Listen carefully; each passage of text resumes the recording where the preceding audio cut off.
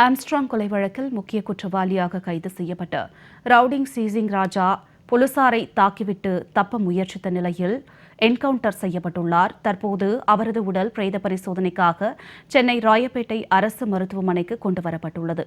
இதுகுறித்து கூடுதல் தகவல்களை எமது செய்தியாளர் லாவண்யா நேரலையில் வழங்க காணலாம். வணக்கம் லாவண்யா, இது குறித்த விரிவான தகவல்களை சொல்லுங்க. வணக்கம் ஜனனி.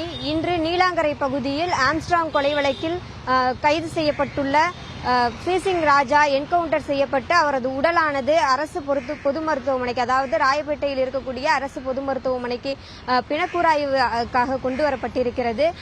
இந்த வழக்கில் ஒரு முக்கிய குற்றவாளிகளாக பார்க்கப்படக்கூடியவர் தான் சீசிங் ராஜா. அதாவது கடந்த ஜூலை 5ஆம் தேதி தமிழ்நாடு பகுஜன் சமாஜ் கட்சியினுடைய தலைவரான ஆம்ஸ்ட்ராங் வெட்டி படுகொலை செய்யப்பட்டார். அந்த படுகொலையானது மிகுந்த ஒரு அதிர்வலையை ஏற்படுத்தி இருந்த சூழ்நிலையில் திருவேங்கடம், அதே போல ஆற்காடு சுரேஷினுடைய சகோதரர் ஆகிய ஒரு 29 பேரை செம்பியம் காவல்துறையினர் கைது செய்தனர். அவர்களோடு தொடர்புடைய 200 நபர்களை விசாரணைக்காக தொடர்ந்து அழைத்து விசாரணை செய்து வரக்கூடிய ஒரு நிலையிலே இன்று ஆம்ஸ்ட்ராங் கொலை வழக்கில் கைது செய்யப்பட்டிருந்த சீசிங் ராஜா நீலாங்கரை பகுதியில் விசாரணைக்காக அழைத்து சென்ற பொழுது காவல்துறையினரை தாக்கி தப்பிக்க முயன்றதாக கூறி அந்த இடத்தில் அவர் என்கவுண்டர் செய்யப்பட்டிருக்கிறார். இந்த வழக்கில் என்கவுண்டர் செய்யப்பட்டுள்ள அந்த சீசிங் ராஜா மீது பல்வேறு கொலை வழக்குகள், அதே போல குற்ற வழக்குகள், 30க்கும் மேற்பட்ட வழக்குகள் நிலுவையில் இருந்த அந்த ஒரு சூழலில் அவர் நேற்று, அதாவது ஆந்திராவில் அவர் கைது செய்யப்பட்டார். அந்த கைது செய்யப்பட்ட அந்த சூழலில் அவருடைய குடும்பத்தினருக்கு கூட இந்த தகவல் தெரிவிக்கப்படவில்லை எனவும் அவரது மனைவி ஒரு வீடியோவை வெளியிட்டிருந்தார்.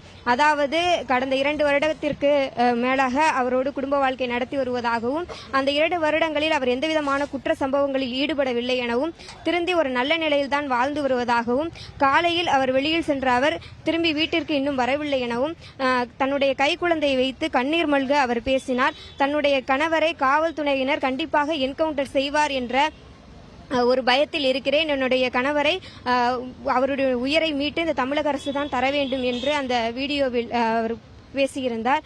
அந்த சூழ்நிலையிலே இன்று காலை நீலாங்கரை பகுதியில் ஆயுதங்களை பதுக்கி வைத்திருப்பதாகவும் அதனை விசாரணைக்கு எடுத்து காவல்துறையினர் விசாரிக்கும் பொழுது அந்த இடத்தில் சீசிங் ராஜா காவல்துறையினர் மீது தாக்குதல் நடத்தியதாகவும் அந்த ஒரு வேளையிலே காவல்துறையினர் தற்காப்புக்காக, அதிலும் குறிப்பாக வேளச்சேரி காவல் ஆய்வாளர் விமல் தலைமையில் அவர் சீசிங் ராஜாவை தற்காப்புக்காக என்கவுண்டர் செய்யப்பட்டதாகவும் காலையில் செய்தி வெளியாகியது. அந்த ஒரு ரீதியிலே இன்று அவரது உடல் பிணக்கூறாய்விற்காக அரசு ராயப்பேட்டை மருத்துவமனைக்கு கொண்டு வரப்பட்டிருக்கிறது. அந்த பிணவரைக்கு தற்பொழுதுதான் ஆம்புலன்ஸ் அவரது உடலை இறக்கி வைத்துவிட்டு சென்றிருக்கிறது. குறிப்பாக சீசிங் ராஜா மீது பல்வேறு வழக்குகள் இருக்கின்றன. அவர் ரியல் எஸ்டேட் தொழிலில் ஈடுபட்டு வருவதாகவும் பல்வேறு நபர்களை மிரட்டி பணம் பறித்ததாகவும் கொலை வழக்குகளும் மற்றும் பல்வேறு குற்ற வழக்குகள் அவர் மீது நிலுவையில் இருக்கின்றன. செங்கல்பட்டு நீதிமன்றத்தில் சரியாக ஆஜராகாத சூழ்நிலையில் அவர் தேடப்படும் குற்றவாளியாக போஸ்டர் அடித்து ஒட்டப்படும் கூடிய சூழ்நிலையில் தான் இருந்தார். அதாவது செங்கல்பட்டு, தாம்பரம் ஆகிய பகுதிகளில் அவரது போட்டோவுடன் ஒரு போஸ்டரை காவல்துறையினர் வெளியிட்டனர். தேடப்படும் குற்றவாளியாக அவர் இருந்தார். அவர் பல்வேறு குற்ற சம்பவங்களில் ஈடுபட்டிருந்ததாகவும் தகவல் வெளியாகி இருக்கிறது. குறிப்பாக தமிழகத்தை உலுக்கிய பகுஜன் சமாஜ்வாதி கட்சியினுடைய தமிழகத்தினுடைய தலைவர் ஆம்ஸ்ட்ராங்கினுடைய கொலை வழக்கில் முக்கிய குற்றவாளியாக அவர் கருதப்படுவது காரணத்தினால் அவரை காவல்துறையினர் ஆந்திராவில் நேற்று கைது செய்தனர். கைது செய்த அவரை விசாரணைக்காக அழைத்து சென்ற பொழுது இன்று அவர் என்கவுண்டர் செய்யப்பட்டுள்ளார்.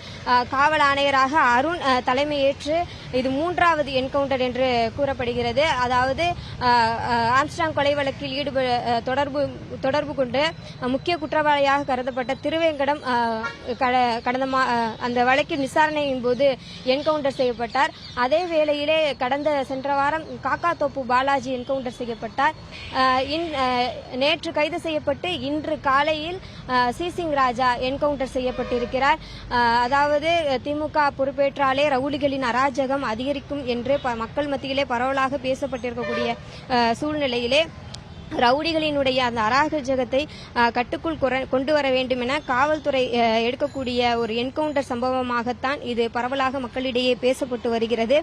நீதிபதியினுடைய அமர்வுக்கு சிசிங் ராஜாவினுடைய பிணக்கூராய்வு எப்பொழுது நடக்க வேண்டும், எப்படி நடக்க வேண்டும் என்ற ரீதியில் பேசப்படும். அதன் பிறகுதான் பிரேத பரிசோதனைக்கான அந்த நிகழ்வுகள் எல்லாம் படிப்படியாக நடக்கும். சென்ற வாரம் கூட காக்காத்தோப்பு பாலாஜியினுடைய அந்த பிணக்கூராய்வானது 2 நாட்கள் இழுத்து சென்றது. அதாவது அவர் என்கவுண்டர் செய்யப்பட்டதிலிருந்து எப்பொழுது அந்த பிணக்கூராய்வு நிகழ்வானது தாமதப்படுத்தப்பட்டு அதாவது எந்தவித அசம்பாவிதங்களும் நடைபெறாத வண்ணம் காவல்துறையினரால் அந்த கட்டுக்கோப்பாக எடுத்துச் செல்லப்பட்டு அந்த பிணக்கூராய்வானது நடத்தப்பட்டது. அந்த ரீதியிலே சிசிங் ராஜாவினுடைய அந்த பிணக்கூராய்வு நிகழ்வும் நடைபெறும் என்று கூறப்படுகிறது. தற்பொழுதுதான் சிசிங் ராஜாவினுடைய அந்த உடலானது ராயப்பேட்டை அரசு மருத்துவமனைக்கு கொண்டு வரப்பட்டது. அடுத்தடுத்த நிகழ்வுகளை பொறுத்திருந்துதான் காண வேண்டும். மேலும் இந்த குற்றச்சம்பவங்கள் என்பது தமிழகத்தை உளிக்கக்கூடிய இந்த படுகொலை சம்பவங்கள் என்பது நாளுக்கு நாள் அதிகரித்த வண்ணம் தான் இருக்கிறது. ஆம்ஸ்ட்ராங் கொலை வழக்கு மட்டுமல்ல, தமிழகத்தினுடைய பல்வேறு பகுதிகளில் படுகொலைகளானது நிகழ்ந்த வண்ணம் தான் இருக்கிறது. அதாவது வழிப்பறிகள், குற்றச்சம்பவங்கள், பெண்களுக்கு ஏற்படக்கூடிய அந்த சம்பவங்கள் என பல்வேறு குற்றச்சம்பவங்கள் நிகழ்ந்து கொண்டுதான் இருக்கிறது. இதையெல்லாம் அரசு தான் கட்டுப்படுத்த வேண்டும் என பொதுமக்கள் பல்வேறு வகையில் குற்றம் சாட்டியும் வருகிறார்கள். அந்த ரீதியிலே ஒரு பட்டபகலில் தன்னுடைய வீடு கட்டுமான பணியில் ஈடுபட்டிருந்த பொழுது ஆம்ஸ்ட்ராங், அதாவது தமிழக சமாஜ்வாதி கட்சியினுடைய தமிழக தலைவர் ஆம்ஸ்ட்ராங் படுகொலை செய்யப்பட்ட ஒரு சம்பவம் என்பது சட்டம் ஒழுங்கு எந்த ரீதியில் இருக்கிறது, அதாவது தமிழக முதலமைச்சரினுடைய நேரடி கட்டுப்பாட்டில் இருக்கக்கூடிய அந்த காவல்துறையினுடைய அந்த செயல்பாடு, அந்த பாதுகாப்பு செயல்பாடானது எப்படி இருக்கிறது என்பது மிகப்பெரிய ஒரு கேள்வி எழுப்பியிருந்த சூழ்நிலையில் தான் அந்த வழக்கில் தொடர்புடைய 29 நபர்கள் கைது செய்யப்பட்டு அவர்கள் தற்பொழுது என்கவுண்டர் செய்யப்பட்டு வருகின்றனர். காவல் ஆணையர் அருண் தலைமையேற்ற பிறகு இது 3வது என்கவுண்டராக பார்க்கப்படுகிறது. இந்த பிணக்கூராய்வானது இனிமேல் தான் நடக்கும். பொறுத்திருந்துதான் அந்த தகவல்களை பெற முடியும்.